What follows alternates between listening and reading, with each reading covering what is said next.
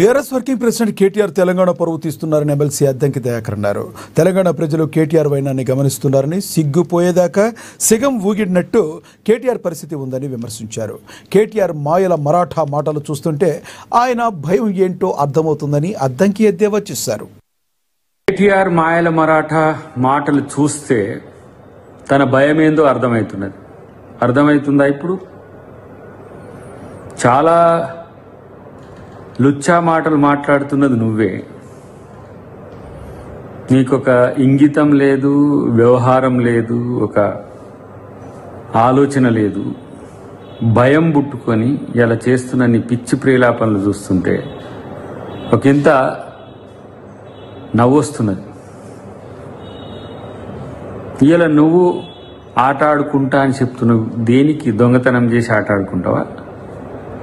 నీ ఆట మొదలైంది, అది గుర్తుపెట్టుకో. ఫస్ట్ ఇష్టానుసారంగా మాట్లాడితే ఏదో పెద్ద జనంలో హీరోని కావచ్చు అనుకున్నా. నువ్వు చేసింది దొంగతనం అనే విషయం నీకు తెలుసు.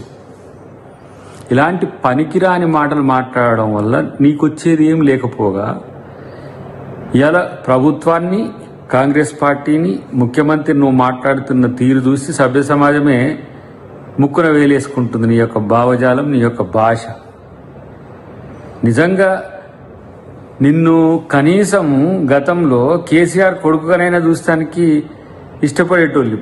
ఇప్పుడు నిన్ను చూస్తే, నీ వ్యవహార శైలిని చూస్తే ప్రజలు ఇలాంటి ఈ రాష్ట్రానికి